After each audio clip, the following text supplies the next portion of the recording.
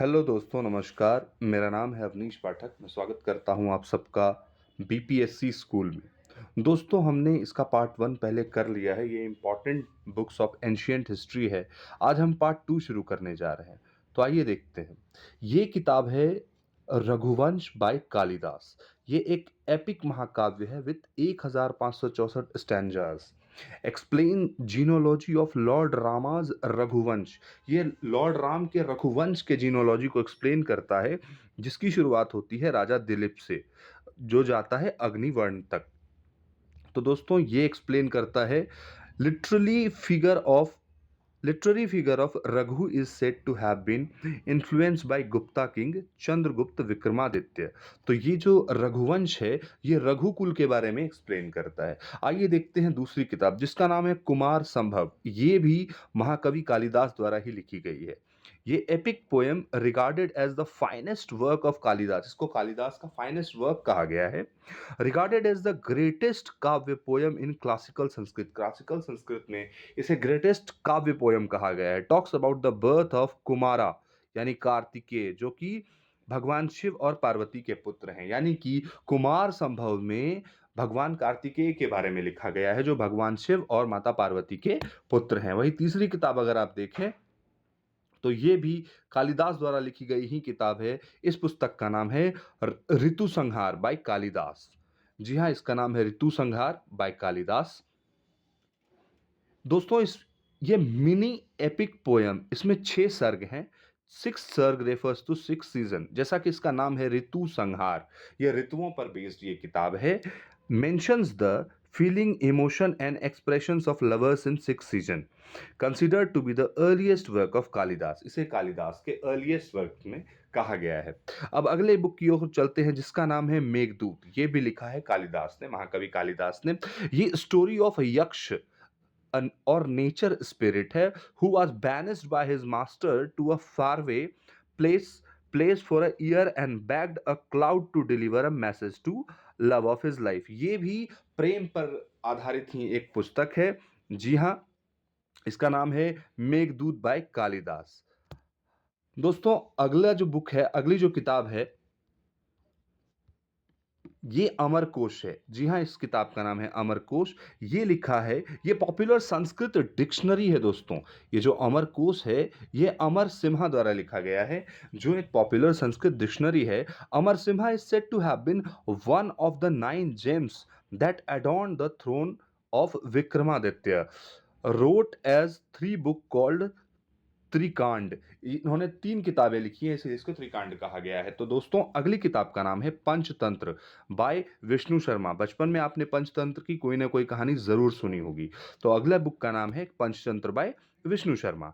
Written during Gupta era. देखिए दोस्तों, Gupta era, आपको बार बार यहाँ पर गुप्ता एरा का नाम सुनने मिल रहा होगा, क्योंकि क्लासिकल एरा जिसको कहा जाता है, क्लासिकल संस्कृत लिटरेचर का सबसे गोल्डन एरा कहा जाता है इसको। Collection of interrelated animal fables in Sanskrit verse and prose, known as the most frequently translated literary product of India। Panchatantra में दोस्तों जानवरों के माध्यम से नैतिक शिक्षा देने की कोशिश की गई है, जानवरों की कहानी के माध्यम से। अब अगले किताब पर आते हैं। अगले किताब का जो नाम है, उसका नाम है आर्यभट्टी है, जिसके लेखक स्वयं आर्यभट्ट हैं। बुक ऑन मैथमेटिक्स, यह गणित पर एक किताब है। रिटन ड्यूरिंग गुप्ता एरा, इसे गुप्ता एरा में लिखा गया था।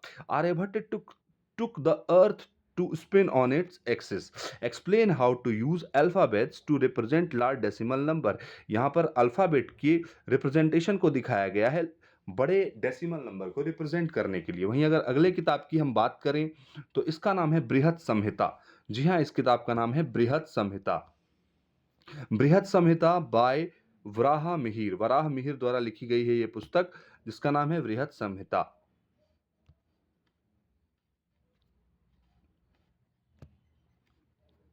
Written during Gupta era, Varahamihir is said to have been one of the 9 gems, यानी नवरत्नास, considered as an encyclopedic work on astrology। ये एस्ट्रोलॉजी पे एक encyclopedic वर्क कहा जा सकता है इसको। exhaustive study on architecture, planetary motions, eclipses, इन सब के बारे में इसमें दिया हुआ है। अब आइए चलते हैं हम अगले किताब की ओर। इस किताब का नाम है दश कुमार चरित, जी हाँ, इस किताब का नाम है दश कुमार चरित बाय दंडिन। इसके बारे में आइए जानने की कोशिश करते हैं। It's a prose romance in Sanskrit. It describe the adventure of 10 young man, the Kumars, all of whom are either prince or sons of royal ministers. Dandin live in the court of Pallava king Singh Vishnu. ये दो दंडिन थे, वो सिंह विष्णु के दरबार में थे और इन्होंने ही इस किताब को लिखा है जिसका नाम है दश कुमार चरिता। अब अगली किताब की ओर चलते हैं हम, जिसका नाम है Kavyadarsha by Dandin. Again this book is by Dandin. तो आइए जानने की कोशिश करते हैं इस बुक में क्या कुछ है। First Alankara Shastra in Sanskrit, well known for his long compound word and complex sentences, written in colourful Sanskrit prose and contain stories from everyday life that reflect Indian society. अब देखिए अगले किताब के नाम पे हम चलते हैं। जी हाँ, जिसका नाम है कीर्तार्जुनिया बाय भारवी।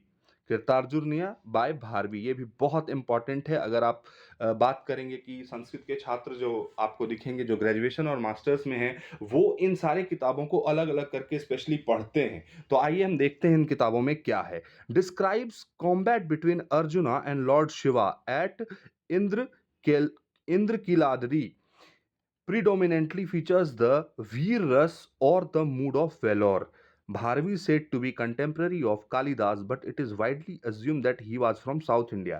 यानी कि भारवी को कहा जाता है कि वो कालिदास के ही समय के थे, पर वे मुख्यतः साउथ इंडिया यानी दक्षिण भारत के माने जाते हैं।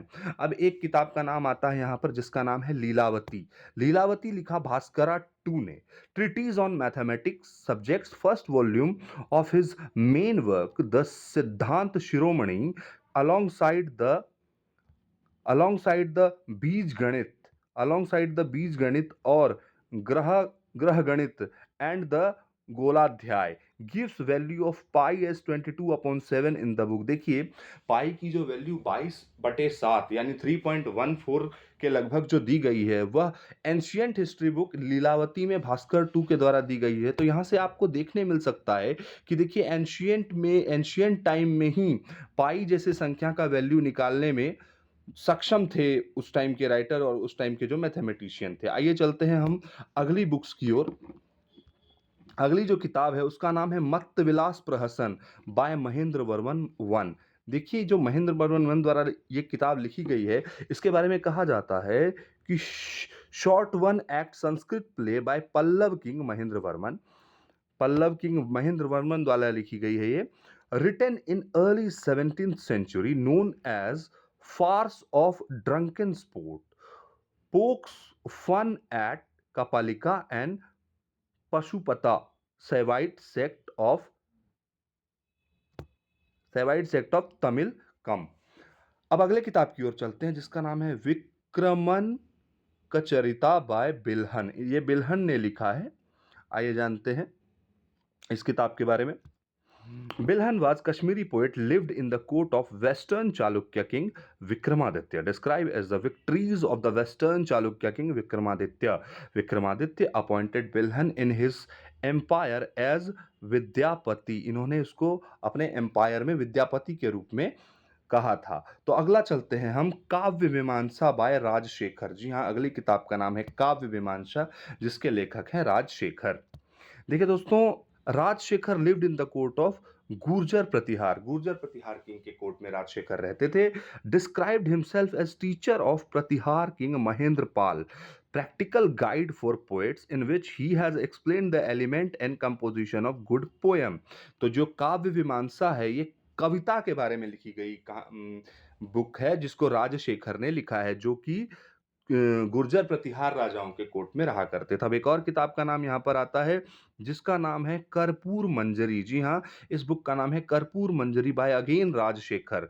Play written in Maharashtri Prakrit, wrote and play to please his wife Avanti Sundari, only ancient Indian poet to acknowledge a women for her contribution in his literary career. देखिए इस किताब की एक खासियत है, ये अकेला सिर्फ एक ऐसा किताब है, only Indian poet to acknowledge women for her contribution to his literary career. ये काफ़ी अलग विशेषता है इस पुस्तक की।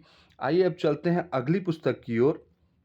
जी हाँ, अगली पुस्तक जो है वो हमारे बीच उसका नाम है सीलापद्दीकरम बाय इलंगो अदिगल। ये आपको नाम से ही थोड़ा साउथ इंडियन साउंड कर रहा होगा और ये है भी साउथ इंडियन। आइए जानते हैं इसके बारे में। Tamil epics of Sangam period. Ilango Adigal was a Chera prince. Story of the merchant Kavalan's marriage to the virtuous Kannaki. His love for the courtesan as Matavi and his subsequent ruin and exile in Madurai. तो ये जो है इलांगो अधिकल द्वारा लिखी गई है सीलापद्दीकरम। अब अगले किताब की ओर चलते हैं। इसका नाम है मनी मेखलाई बाय सत्यनार। जी हाँ, ये अगेन एक साउथ इंडियन राइटर की बुक है। Story is a sequel of epic Silappadikaram tells the story of the conversion to Buddhism of the daughter of Kovalan and Madhavi।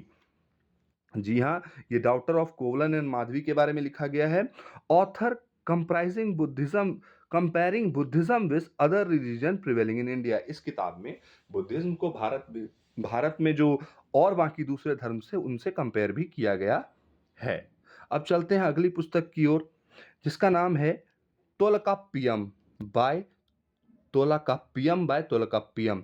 Ancient book on Tamil grammar. ये Tamil grammar पर ancient book है। Oldest surviving Tamil work. It is also a part of the corpus of the Sangam literature.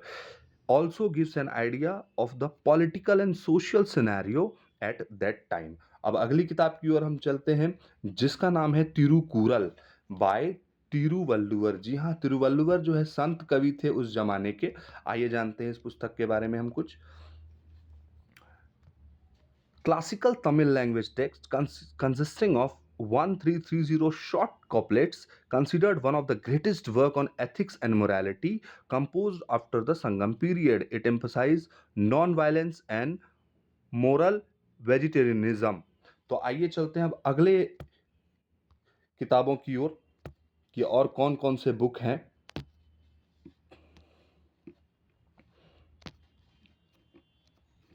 दोस्तों, अगली जो किताब है वो है Sushruta Samhita. Written during Gupta era. Again Gupta era के टाइम में लिखी गई थी। One of the world's earliest work on medical and surgery. जी हाँ, मेडिकल और सर्जरी में लिखी गई बहुत अर्लीस्ट किताब है। Devotes chapter to surgery, listing over 300 surgical products, known as father of the Indian surgery. यानी कि जो सुश्रुत थे, महर्षि सुश्रुत जिन्हें हम कहते हैं, उन्हें इंडियन सर्जरी का पितामह कहा गया है, फादर ऑफ इंडियन सर्जरी कहा गया है। दूसरी तरफ आइए चलते हैं दूसरे बुक की ओर, जिसका नाम है बृहत कथा। जी हाँ, बृहत कथा बाय गुणाढ़। इनका नाम है Gunadhya. By Gunadhya, great scholar in the court of Satavahana king Hala. ये सातवाहन किंग हाला के कोर्ट में थे। Brihat Katha is written in Paisachi language. Katha Sarit Sagar of Somadeva was a translation of Brihat Katha. यानी कि कथा सरित सागर जो सोमदेव ने लिखी थी, ये बृहत कथा का ही ट्रांसलेशन था। आइए चलते हैं अगली बुक की ओर। तो दोस्तों देखिए, हमारा आज का जो ये पार्ट सेकंड था एंशिएंट लिटरेचर का, वो हम यहाँ पर समाप्त कर चुके हैं। और मैं अब चाहूँगा कि आप इस लेक्चर को एक बार दो बार देखें, और अगर एक दो बार आप 2x की स्पीड में इसे देख लेते हैं तो मेरा ये मानना है कि आप इसे बहुत अच्छी तरह से फिनिश ही नहीं कर पाएंगे, एग्जाम में जब इनसे क्वेश्चंस आएंगे तो आप अच्छे से अटेम्प्ट भी कर पाएंगे। तो तब तक के लिए आप बहुत ख्याल रखिए, अपना ढेर सारा ख्याल रखिए और रिवाइज करते रहिए, पढ़ते रहिए। तब तक के लिए बाय बाय, फिर जल्द ही मिलते हैं।